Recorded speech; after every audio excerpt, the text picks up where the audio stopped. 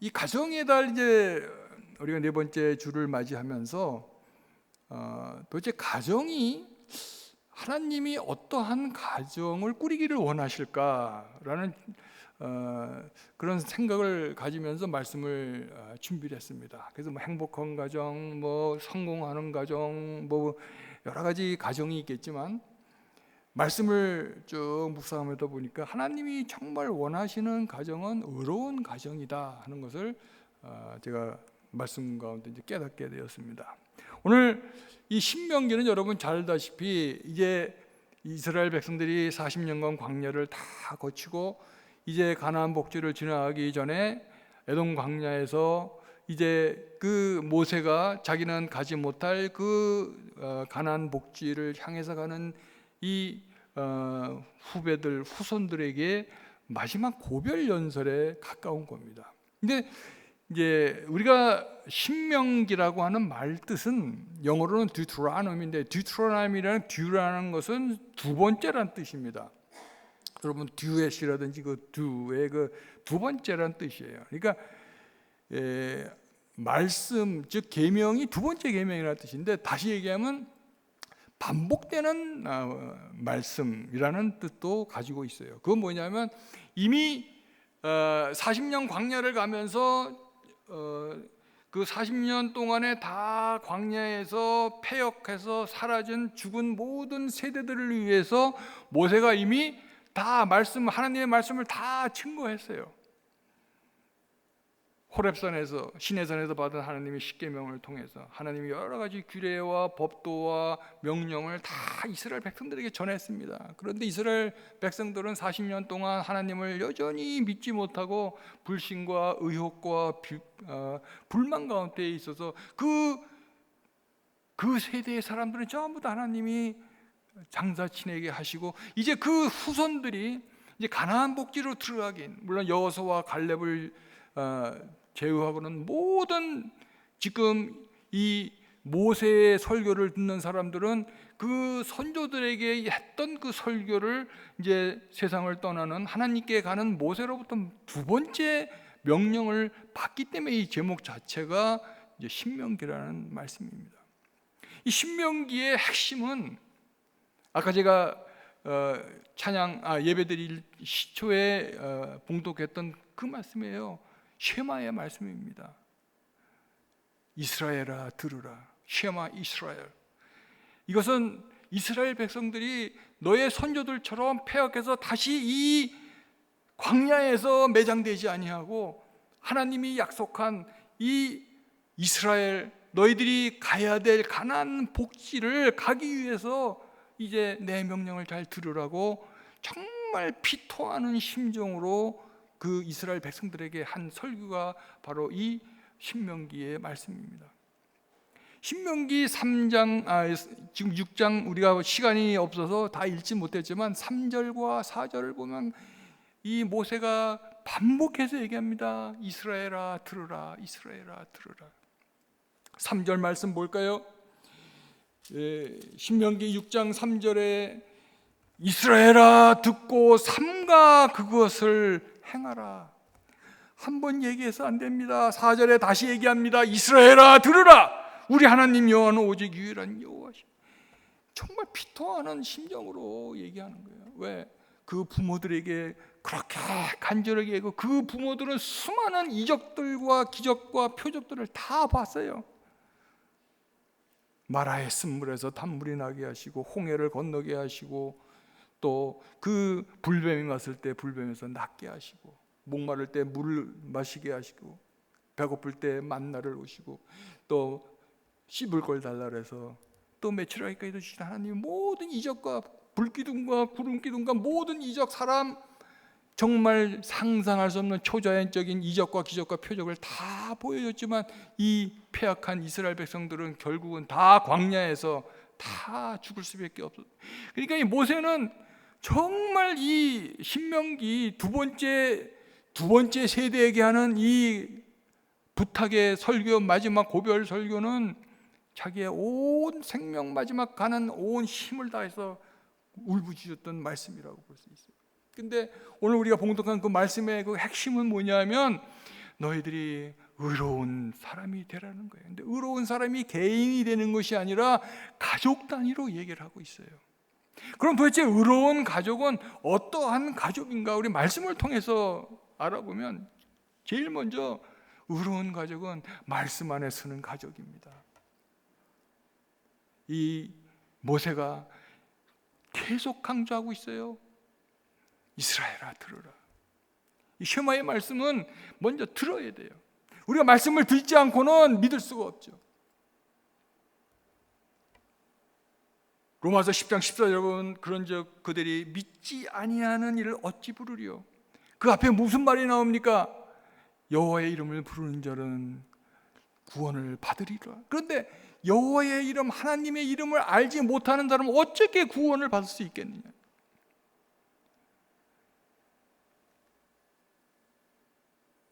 듣지도 못하는 일을 어찌 믿으리요? 전파하는 자가 없이 어찌 들으리요? 이 모세는 먼저 이스라엘 백성들에게 그 가장 강력하게 얘기하는 것이 뭐냐면 무슨 말씀을 들으라는 거예요. 그런데 말씀을 이 가장이 먼저 말씀을 들어야 되는데 가장이 말씀을 듣는 거로 그치지 않습니다. 6장 8절에 보면 너는 또 그것을 말씀을 손목에 매어 기호로 삼고 이 미간에 붙여 표로 삼고 너 집 문설주와 바깥문에 기록할지어다. 우리 선조들은 봄이 되면 입춘대기를 해가지고 대문에다 크게 써붙였잖아요. 근데 하나님을 믿는 사람들은요, 사실은 그것부터 크게 대문 문설주에다 붙여야 돼요. 이마에 붙여야 돼요. 손에다 붙여야 돼요. 그건 뭡니까? 말씀을 잊지 아니하고 말씀 가운데 살라고 모세가 그렇게 강조하면서 얘기하는 거예요. 우린 의로운 가족이 되기 위해서는 정말 말씀 안에 서야 돼요. 근데 말씀을 어떻게 해야 되냐면 먼저 들어야 돼요. 쉐마의 말씀을 들어야 됩니다. 말씀을 들어라. 자녀들에게 가르치라고 얘기했습니다.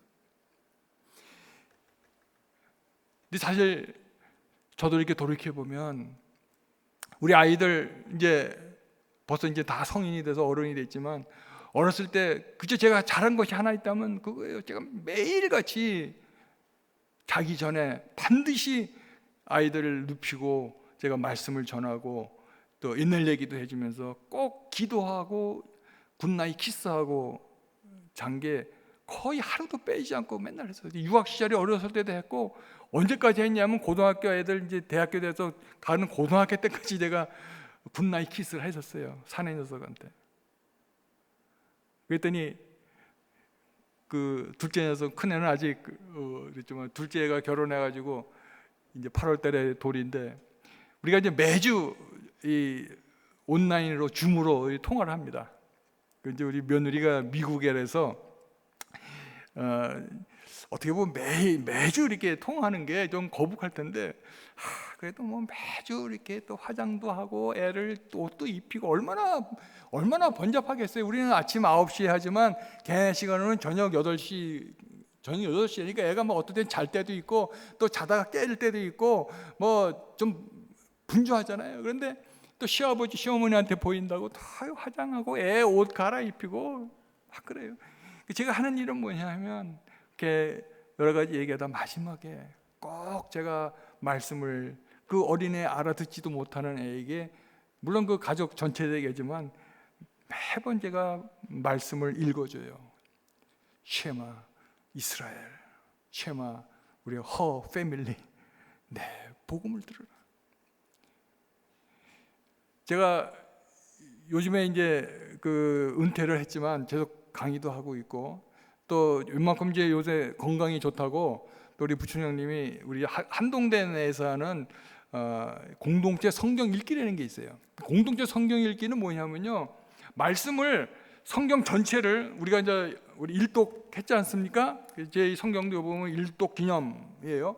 근데 우리 이제 공동체 성경 읽기는 뭐냐면 1년을 성경책 전체 권수를 1년으로 가릅니다. 365로 나누면 하루에 성경이 보통 2장에서 3장 정도 읽으면 1년 내에 다 읽을 수 있어요. 근데 하루도 빠지지 않습니다.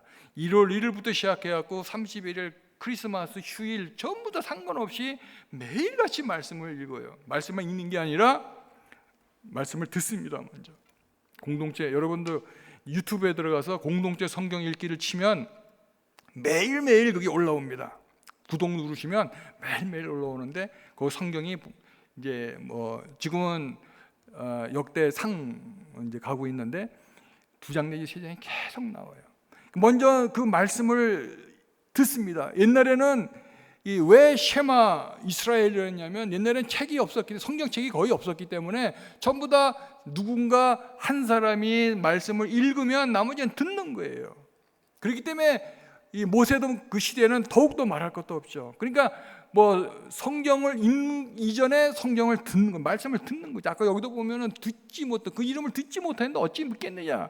듣는 게 먼저 중요한 거예요. 그래서 우리 성경 읽기 거기 보면 먼저 그 성경을 읽는 것을 먼저 듣습니다. 먼저 듣고 묵상하고 다시 성경을 읽어요. 그 듣는데 뭐 한 17분에서 어떤 많을 때 한 20분까지 갑니다. 그리고 그 끝나고 나면 다시 성경을 읽습니다. 듣던 거로 끝나는 게 아니라 그 다음에 읽기로 가요. 그 다음에는 이제 우리가 묵상을 합니다. 우리가 보통 큐티라고 하는 묵상을 해요. 묵상을 하면서 묵상한 내용을 기록을 합니다. 그래서 그것을 서로 이제 인터넷에 같이 올리는 거예요. 우리는 카톡으로 하는데 카톡에다 올립니다. 이게 하루도 빠지지 않아요. 그런데 우리 한동대 새로운 총장님은 그분도 하루도 빠지지 아니하고 계속 성경을 읽고 하루도 빠지지 않고 큐티를 계속 올리고 있어요. 저도 지금 한 2달째 하루도 빠지지 않고 읽고 저도 큐티를 올리고 있습니다. 왜요? 우리는요, 하루라도 말씀을 읽지 않으면 우리 내 마음은 어떻게 될지 몰라요. 지금은 내 거룩한 것 같고 지금은 성령이 충만한 것 같지만 하루만 말씀을 읽지 않으면 여러분 어떻게 될지 모릅니다. 우리가 늘 성령에 잡혀 있으려면 말씀 안에 거예요. 말씀을 읽을 뿐만 아니라 말씀을 들어야 돼요. 듣고 읽고 묵상하고 그것을 적어야 됩니다. 우리 성경 지금 쓰기 하시는 분들 많이 있죠. 성경 쓰는 게 정말 중요합니다. 여러분 보면 듣는다고 아는 거 같지만 천만의 말씀이에요. 여러분 말씀을 듣고 읽고 묵상하고 기도하고 적어야 돼요. 그거 하는데 보통 하루에 1시간 정도 걸립니다. 저는 그 1시간이 너무너무 행복한 거예요. 왜? 하나님이 명령이기도 하지만 그냥 명령으로 하는 게 아니에요. 기뻐요. 말씀을 읽을 때마다 말씀을 우리에게 깨닫게 하시는 성령님이 오셔서 말씀을 깨닫게 해주세요. 너무 말씀이 새롭게 들려요. 매일매일 들어오는 그 묵상의 말씀이 얼마나 기쁜지 몰라요. 그래서 나는 우리 학생들 보는 애들마다 야 너희들 들어와라. 제가 이제 소그룹을 또 가르칩니다. 9명 소그룹을 가르치는데 우리가 매일 이제 성경 읽었습니다. 또 묵상한 거 다 올리게 해요. 그럼 제가 딱 매일 체크를 합니다. 그리고 매주 화요일 저녁에 9시부터 1시간 동안 같이 온라인으로 또 말씀을 읽고 묵상하고 같이 큐티를 해요. 그리고 한 달에 한 번씩 얼굴을 맞대고 모여서 그때는 내가 한탕 쏩니다. 뭐 닭고기도 사고 뭐 피자도 사고 같이 먹으면서 성경을 읽게 해요. 근데 그것이 정말 얼마나 기쁜지 몰라요. 이 가정에서도 똑같은 겁니다. 우리 학생들은 제 영적인 제자기고 내 가족이기 때문에 그것이 하는데 아깝지도 않고 너무너무 즐거워요. 이게 제 자랑하려는 게 아닙니다. 정말 그렇게 한번 해보세요. 여러분들도 여러분 가정을 놓고 아니면 여러분 그 목장 식구를 놓고 아니면 여러분들이 그 주일학교에 오면 그 자기 반을 놓고 한번 해보세요. 매일같이 묵상해보세요. 절대 하루도 빼놓지 마세요. 하루 빼주면 이틀 빼지기 쉽고 이틀 빼주면 3일 빼지기 쉽습니다. 하나님께서 모세가 그렇게 자기 세대에 같이 출발했던 그 사람들이 하나도 남지 않고 여호수아와 갈렙을 제외하고는 다 그 광야에서 쓰러져가는 모습을 볼 때 얼마나 가슴이 아팠겠어요. 성경엔 기록되어 있지만 저는 그걸 읽었던 모세의 마음을 이해할 수 있을 것 같아요. 저 사람은 복지에 가야 되는데 저 사람만은 정말 제대로 믿고 가야 되는데 한 사람씩 속절없이 그 광야에 묻혀가는 모습을 볼 때 이 모세는 얼마나 마음이 아팠겠어요. 우리는 정말 하나님의 말씀을 전하는 그런 의로운 가정 되기를 주님으로 축원을 드립니다. 두 번째는 도대체 의로운 가정은 어떻게 해야 될까요?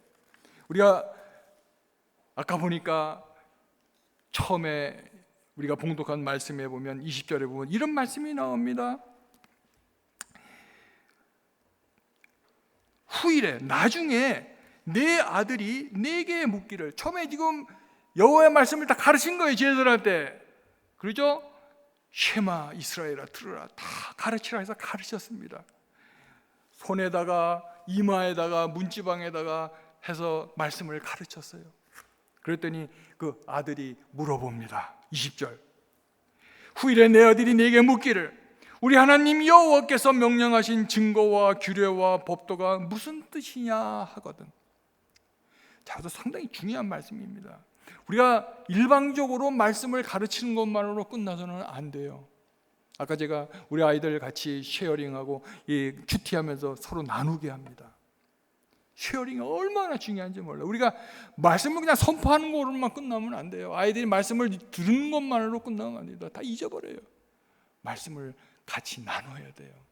말씀을 나누면서 어떻게 됩니까? 궁금증이 생기게 합니다. 하나님이 우리에게 하신 그 약속이 무슨 뜻이에요? 정말 그 뜻이 맞나요? 근데 우리 아버지, 할아버지는 왜 다 돌아가신 거예요? 궁금증이 얼마든지 생길 수가 있겠죠. 그것이 정말 소중한 겁니다. 우리는 그냥 말씀만 선포해버리고 이거 믿으면 믿고 말고, 그것이 절대 아니라는 거죠. 우리가 말씀을 선포하면 그것이 반응이 옵니다. 우리가 씨앗을 뿌리면 그 씨앗이 자라면서 열매를 맺을 때까지 많은 과정을 겪듯이 아이에게 복음의 씨앗이 들어가면 아이의 마음속에 이제 그 하나씩 하나씩 변화가 오는데, 가장 큰 변화가 뭐냐면 이제 질문이 생기는 거죠. 아니, 하나님께서 우리가 복을 주는데 그 복이 무엇입니까? 아니, 우리 할아버지는 왜 거기서 죽었어요? 우리 아버지는 왜 거기서 죽었어요? 근데 왜 나는 살았어요? 이런 질문들이 막 나오는 거죠. 이때 부모는 어떻게 해야 됩니까?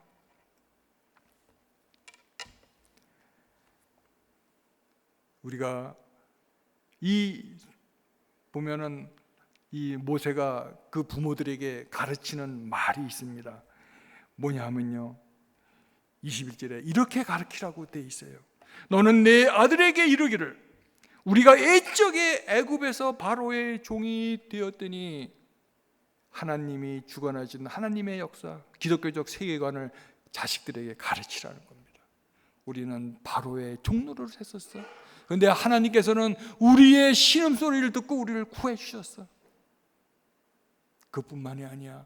하나님께서는 우리를 이끌어내시면서 목적이 있어. 그 목적이 뭐냐면, 그 성경에 보니까 하나님께서 이적과 표적과 기사를 애굽과 바로와 그 온 집에 베푸시는데, 그 이적, 기적, 표적이 중요한 것이 아니라 목적이 있는데, 그 목적이 뭐냐면 이는 우리가 우리 하나님 여호와를 경외하여 항상 복을 누리게 하기 위하심이라고 그 목적을 말씀해 주는 거예요. 부모는, 의로운 가족의 부모는요, 아이들이 이런 질문을 했을 때 분명하게 대답해 줘야 돼요. 근데 뭘 가지고 대답할 겁니까? 여러분들이 기독교적 세계관을, 역사관을 갖고 있지 않으면 절대로 얘기할 수가 없죠. 몰라, 뭐 죄졌으니까 죽었겠지. 에휴, 니들은 뭐 젊으니까 뭐 살려주셨겠지. 그런 말도 안 되는 대답을 할 수가 있는 거죠. 왜? 모르니까. 우리가 먼저, 부모된 우리가 먼저 기독교적 세계관을 갖고 있어야 되고, 기독교적 역사관을 가지고 있어야 돼요. 하나님이 우리의 모든 것을 주관해 주시고 하나님의 약속만 지키면, 하나님은 우리에게 왜 그러한 이적과 표적을 행하셨느냐? 우리에게 복을 주시기 위해서라. 거기로 그치지 않습니다. 24절 끝에 여호와께서 우리를 오늘과 같이 이렇게 살게 하려 주신 거다. 자, 역사관은 뭡니까? 과거와 현재, 그다음에 미래가 있어요. 과거는 너는 애굽의 종노릇 했었어. 그리고 그 바로 애굽에게 하나님이 이적과 표적과 기사를 다 보이시며 너희를 구했어. 왜? 너희들을 복을 주시기 위해서. 이제 미래가 나옵니다. 우리가 역사관에서는 미래가 빠지면 안 돼요. 미래가 빠진 역사관은 죽은 역사관입니다.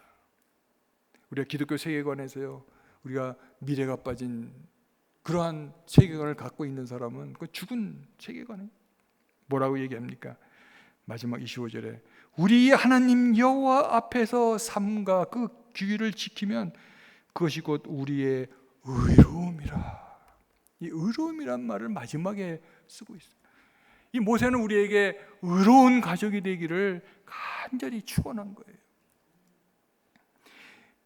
근데 사실은 말이에요, 이 세상에 의로운 사람이 있나요? 의로운 사람 없습니다.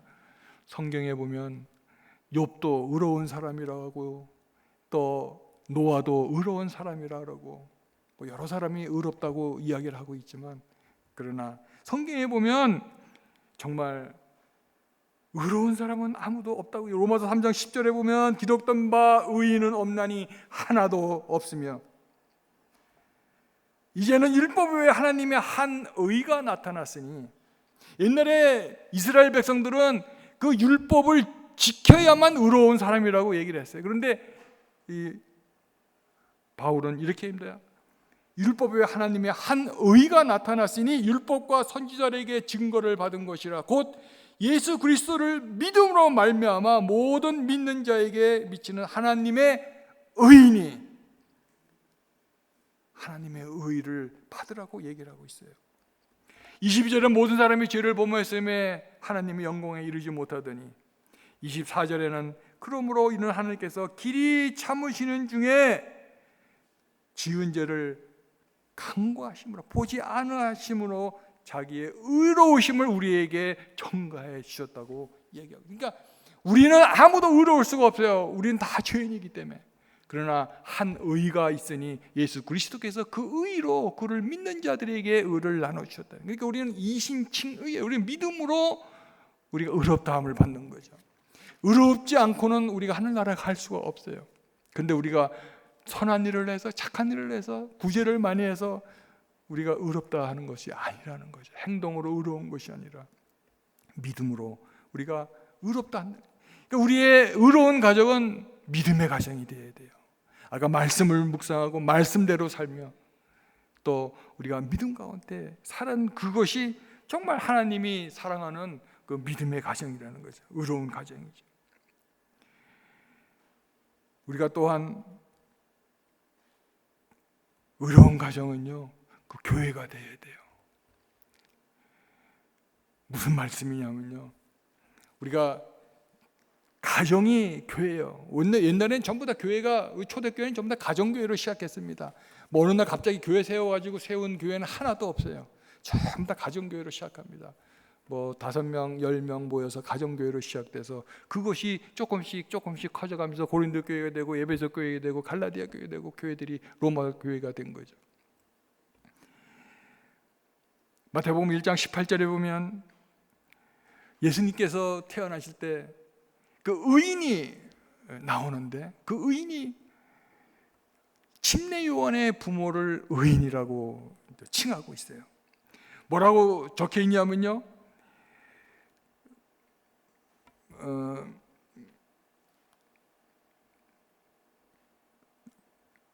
여기 이제 우선 그 요셉에 대해서 먼저 얘기 나오는데, 요셉의 그 어느 날 보니까 자기가 정혼한 여인이 임신을 한 거예요. 근데 성경에 보니까 그는 의로운 사람이라 그를 드러내지 않았다고 얘기를 하고 있어요. 만약에 이 요셉이 생각해 볼 때, 그 당시에 정혼했지만 결혼 아직 같이 잠자리를 하지 않은 자기 결혼할 상대자가 임신을 했어요. 그 당시에는 돌로 쳐 죽여야 되는 거죠. 근데 그 마음이 얼마나 복잡하겠습니까? 이 여자를 고발해서 돌에 맞게 해야 될 것인가, 아니면은 그냥 어떻게 자기 명예와 이 여인의 명예와 그 가문의 명예를 어떻게 해야 될 건가? 근데 성경에 보니까 의로운 사람이라 가만히 끊고자 하여라고. 이 의로운 사람은 덮어주는 거예요. 우리가 교회를 사랑하면 교회를 덮어주잖아요. 여러분들이 부인을 사랑하면 부인의 잘못한 것도 덮어주죠. 남편을 사랑하면 남편이 잘못한 걸 덮어주죠. 요셉처럼 그렇게 의로운 사람이 정말 우리 교회에 있어야 돼요.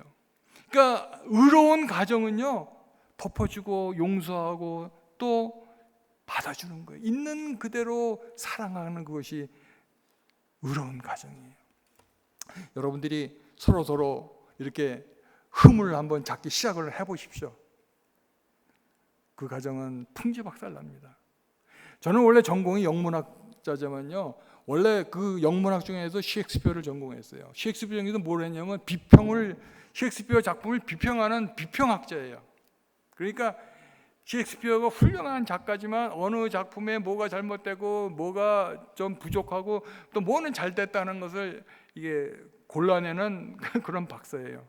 그러니까 비평가들은 사실 이렇게 모든 것을 볼 때 비판적인 안목을 가지고 있어요. 우리 좋은 뜻으로는 크리티컬 아이라고 합니다. 왜냐하면 그냥 이것이 맞나 안 맞나 그냥 아무 생각 없이 그냥 받아들이는 거는 그건 받아들이는 믿음이 아니에요. 아까 얘기했잖아요. 우리가 말씀을 선포할 때 아이들이 지식이 깨어 있고 또 지혜가 있는 아이들은 그 말씀이 진짜인지 아닌지 정말로 왜 그런지 물어봅니다. 그리고 그 가운데서 해답을 찾으려고 하는 거죠. 마찬가지로 이 비판하고 이러는 것들이 때로는요, 잘못된 것을 고칠 수도 있고 또 바른 것은 좋다고 이렇게 칭찬할 수 있는 그런 장점이 있어요. 그런데 한 가지 나쁜 점은 뭐냐면요, 사람을 이렇게 색안경 끼면서 보기 쉽다는 거예요. 저도 한때 그랬어요.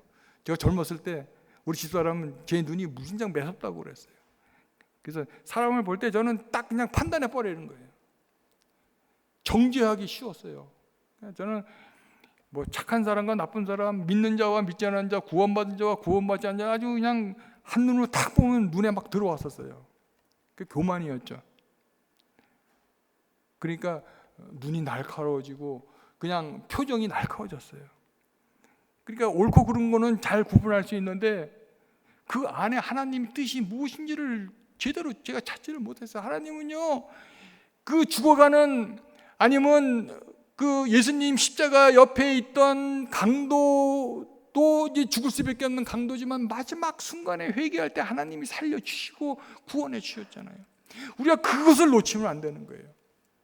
그래서 우리는 정말 마지막까지 의로운 가정은 뭡니까? 서로 덮어주고 이해하고 있는 그대로 사랑할 줄 알아야 돼요. 우리 교회도 마찬가지입니다. 우리 교회도 좋은 것도 있고 나쁜 것도 있죠. 그런데 뒤에 가서 우리 교회는 어쩌고 저쩌고 자꾸 얘기하게 되면요, 습성이 그렇게 돼버려요. 누가 어쩌고 저쩌고 뒤에가 뒷담화하면은 그 사람 뒷담화가 그렇게 다시 돌아와서 자기한테 오죠. 우리는 정말 있는 그대로 사랑하길 주님으로 축원합니다. 왜요? 하나님이 그 안에, 하나님이 괜찮다고 하는데 우리가 정죄할 수가 없는 거예요. 하나님은 그 누구도 정죄하지 않습니다. 끝까지 기다리시잖아요. 그래서 이스라엘 백성 모두에게 이 쉐마 이스라엘, 이스라엘아 들으라, 누구한테 지정하지 않았습니다. 이스라엘 전체에게 얘기하고 있어요. 이스라엘아 들으라. 한 사람도 포기하지 아니하고 한 사람도 저주하지 않고 한 사람도 정죄하지 아니하고 하나님께서는 모든 사람에게 똑같은 기회를 주셨다는 것을 우리가 잊지 않기를 바랍니다.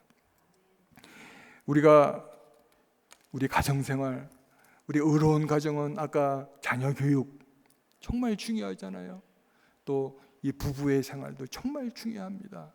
서로 의지하고 덮어주고 하나님이 우리에게 짝으로 만드신 그 짝을 서로 할 때 그 얼마나 중요한지 몰라요. 에베소서 5장과 6장에 걸쳐서 보면은 그 사도 바울을 통해서 하나님이 우리에게 가정에게 주신 그 여러 가지 약속들이 있어요. 5장 마지막 절에는 뭡니까? 부부가 서로 어떻게 하라고 얘기했습니까? 부부가 서로 섬기라고 돼 있어요. 6장 1절부터는 자식이 부모에게 효도하라고 나옵니다. 그리고 또 4절 5절에는 자식들을 노엽게 하지 말라고 얘기를 합니다. 이 모든 말씀 자체가 의로운 가족을 만들기 위해서 필요한 거예요. 왜 자식을 화나게 하지 왜 분내게 하지 않습니까? 가르칠 때 하나님 말씀으로, 사랑으로 하라는 거예요. 정죄하듯이, 야단치듯이, 나무라듯이 그렇게 하지 말라는 겁니다. 사랑으로 쉐마 말씀을 전하고 그 말씀대로 의로운 가정 되는 저 여러분 가정 되기를 주님 이름으로 축원합니다.